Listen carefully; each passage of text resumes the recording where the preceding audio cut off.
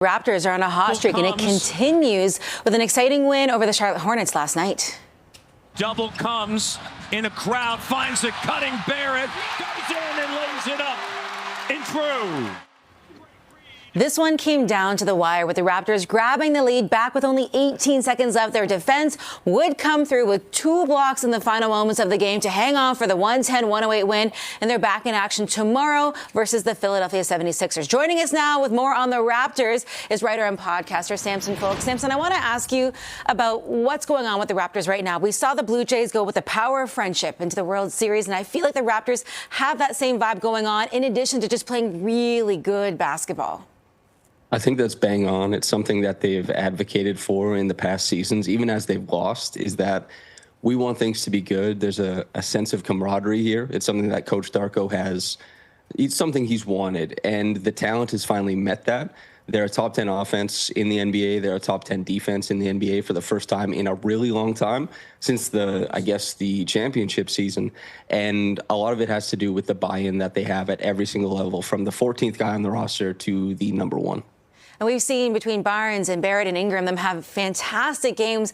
And Scotty Barnes really is still so young and still so, I don't know if I'm new into the league, but still so young. He's just reached 5,000 career points. How huge is this that he's kind of settling into his own at this point of the season?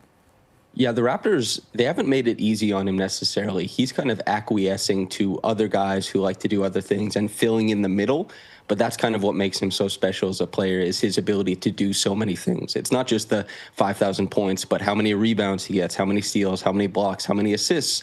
And I think he is the catalyst for so much of what the Raptors want to do as far as being dependable on the offensive end, on the defensive end, and allowing them to kind of connect different parts of the floor to one another so that Brandon Ingram can shine, so that RJ Barrett can shine, and Emmanuel Quickley. And I think he is a player who had a rough year last year trying to do so many different things. And this year, I think he's been absolutely sublime.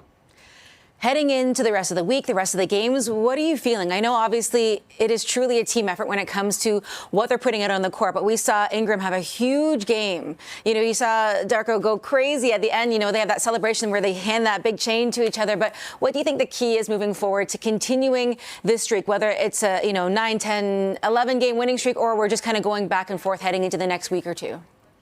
I think the biggest thing for them to be able to keep beating these lesser teams is the fact that they have to get better at playing fast. They've actually won a lot of games playing slower. Their pace has slowed down, and that's been impressive. And they've relied on Brandon Ingram's shot making a lot and their half-court defense, which Scotty's been absolutely incredibly important to. But they want to be a team that plays fast, that plays, hit-ahead basketball, that gets the ball out. And they've not been great at it so far. To keep steamrolling teams, to keep everything easier in the half court for themselves offensively, I think playing fast and playing with a certain amount of pace is going to help everybody from, the top guy on the roster down to the bottom. And it's essential to what they want to do, I think.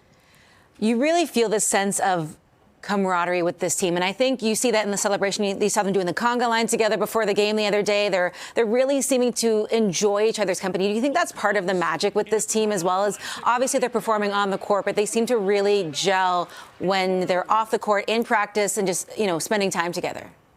This has been a hallmark of the Coach Darko teams, and I think it's partly why past teams didn't work out, was that there was a mishmash of almost generations, like Gen Z versus millennial, and players wanted different things at different points in their career. This team, I think, has been aligned, and since Coach Darko arrived in Toronto, he has been trying to make it about, yes, we want to achieve a bunch of things, but we also have to have fun. This is work. You have to enjoy coming to work. And as far as the way they've built the personalities on the team and gotten them to buy in together, these guys really do like each other. They feel very supported. Coach Darko is a player's coach and emboldens his players. And I think from coach all the way down the roster, there's buy-in, the guys enjoy each other, and you can see how it affects everybody in the roster because there's buy-in in every single role from every single guy. We are buying in, and hopefully the streak continues. Samson, thank you so much for joining us, and let's go Raptors. Thank you very much.